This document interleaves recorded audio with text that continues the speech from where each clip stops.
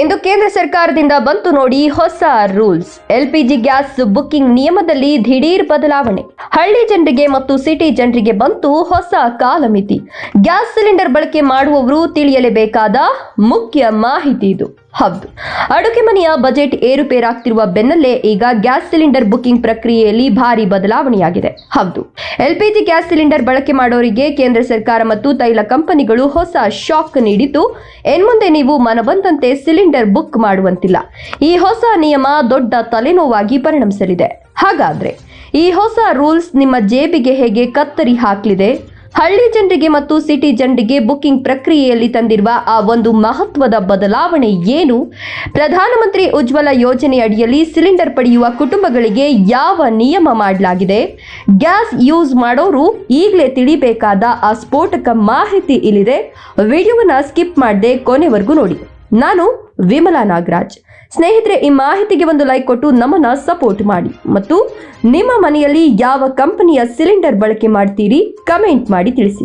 ಹೌದು, LPG gas ಸಿಲಿಂಡರ್ಗಳ ಕೊರತೆಯ ಹಿನ್ನೆಲೆ ಅನಿಲ ಕಂಪನಿಗಳು ಬಳಕೆದಾರರ ಬುಕಿಂಗ್ ನಿಯಮಗಳಲ್ಲಿ ಮಹತ್ವದ ಬದಲಾವಣೆಗಳನ್ನು ಜಾರಿಗೆ ತಂದಿವೆ. ಈ ಹೊಸ ನಿಯಮಗಳ ಮುಖ್ಯ ಉದ್ದೇಶ ಎಲ್ಲರಿಗೂ ಸಮಾನವಾಗಿ ಗ್ಯಾಸ್ ಸಿಲಿಂಡರ್ ಪೂರೈಕೆಯಾಗುವಂತೆ ನೋಡಿಕೊಳ್ಳುವುದು ಮತ್ತು ಅವಶ್ಯಕತೆ ಇರೋರಿಗೆ ಆದ್ಯತೆ ನೀಡೋದಾಗಿದೆ. ಇದೀಗ ಗ್ಯಾಸ್ ಬಳಕೆ ಮಾಡುವವರು ಈ ಹಿಂದೆ ಬುಕ್ ಮಾಡುವ ರೀತಿ ಯಾವಾಗ ಬೇಕಾದರೂ ಸಿಲಿಂಡರ್ ಬುಕ್ ಮಾಡುವ ಅವಕಾಶ ಇಲ್ಲ. ಸರ್ಕಾರ ನಿಗದಿ ಮಾಡಿರುವ ಟೈಮ್ ವರೆಗೆ ಕಾದ ಬಳಿಕವೇ ಮುಂದಿನ ಬುಕಿಂಗ್ ಮಾಡಲು ಅವಕಾಶ ನೀಡಲಾಗಿದೆ. ಮೊದಲನೆಯದಾಗಿ 14.2 kg ಮನೆ ಬಳಕೆ ಸಿಲಿಂಡರ್ಗಳ ಬುಕಿಂಗ್ ಟೈಮ್ ಅನ್ನು ಹೆಚ್ಚಿಸಲಾಗಿದೆ.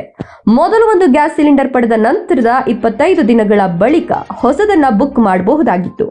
ಆದರೆ ಈಗ ಈ ಟೈಮ್ ಅನ್ನ 35 ದಿನಗಳಿಗೆ ವಿಸ್ತಾರ ಮಾಡಲಾಗಿದೆ. ಅಂದ್ರೆ ನೀವು ಒಂದು ಸಿಲಿಂಡರ್ ಪಡೆದಿದ್ರೆ ಮುಂದಿನ ಸಿಲಿಂಡರ್ ಬುಕ್ ಮಾಡಲು ಕನಿಷ್ಠ 35 ದಿನ ಕಾಯಬೇಕು. ಈ ನಿಯಮವು ವಿಶೇಷವಾಗಿ 2 ಸಿಲಿಂಡರ್ ಸಂಪರ್ಕ ಹೊಂದಿರುವ ಬಳಕೆದಾರರಿಗೆ ಅನ್ವಯಿಸುತ್ತದೆ.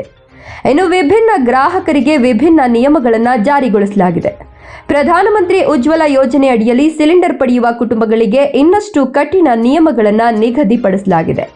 ಈ ಯೋಜನೆಯ ಫಲಾನುಭವಿಗಳು ಒಂದು ಸಿಲಿಂಡರ್ ಬುಕ್ ಮಾಡಿದ ನಂತರ ಮುಂದಿನ ಸಿಲಿಂಡರ್ ಬುಕ್ ಮಾಡಲು 45 ದಿನಗಳ ಕಾಲ ಕಾಯಬೇಕು. ಇದರಿಂದ ಅನಿಲವನ್ನ ಅಗತ್ಯವಿರುವ ಮನೆಗಳಿಗೆ ಸಮರ್ಪಕವಾಗಿ ಹಂಚಿಕೆ ಮಾಡಲು ಸಹಾಯಕವಾಗುತ್ತದೆ. ಒಂದು ಸಿಲಿಂಡರ್ ಮಾತ್ರ ಯೂಸ್ ಮಾಡುವಂತವರಿಗೆ ನಿಯಮ ಸ್ವಲ್ಪ ಸಡಿಲವಾಗಿದೆ. ಹೌದು, ಒಂದು ಸಿಲಿಂಡರ್ ಯೂಸ್ ಮಾಡುವವರು ಒಂದು ಸಿಲಿಂಡರ್ ಬುಕ್ ಮಾಡಿದ ನಂತರ 25 ದಿನಗಳ ಬಳಿಕ ಹೊಸ ಸಿಲಿಂಡರ್ ಬುಕ್ ಮಾಡಬಹುದು.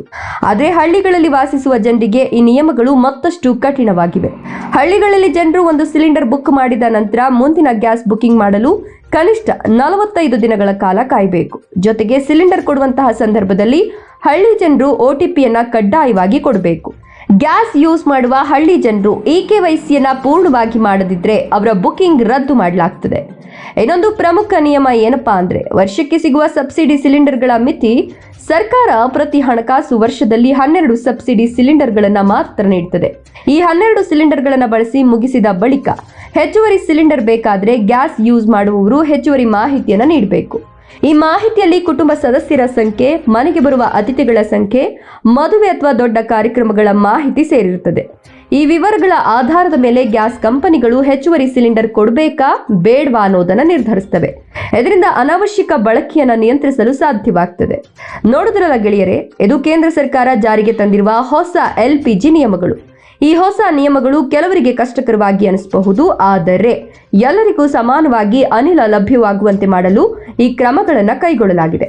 ಆದ್ದರಿಂದ ಗ್ರಾಹಕರು ಈಗಿನಿಂದಲೇ ಈ ನಿಯಮವನ್ನು ತಿಳಿದುಕೊಂಡು ತಮ್ಮ ಅನಿಲ ಬಳಕೆಯನ್ನು ಯೋಜಿತವಾಗಿ ನಿರ್ವಹಿಸುವುದು ಅಗತ್ಯವಾಗಿದೆ. ಹಾಗಾಗಿ ಈ ಮಾಹಿತಿಯನ್ನು ನಿಮ್ಮ ಸ್ನೇಹಿತರು ಮತ್ತು ಸಂಬಂಧಿಕರಿಗೂ ಶೇರ್ ಮಾಡಿ, ಅವರಿಗೂ ತಿಳುವಳಿಕೆ ನೀಡಿ. ಈ ವಿಡಿಯೋ ಇಷ್ಟ ಆದರೆ ಲೈಕ್ ಮಾಡಿ, ಶೇರ್ ಮಾಡಿ. ಇಂತಹ ಅಪ್ಡೇಟ್ಸ್ಗಳಿಗಾಗಿ ನಮ್ಮ ಚಾನಲ್ ಅನ್ನು ಸಬ್ಸ್ಕ್ರೈಬ್ ಮಾಡೋದನ್ನ ಮರಿಬೇಡಿ. ಧನ್ಯವಾದಗಳು.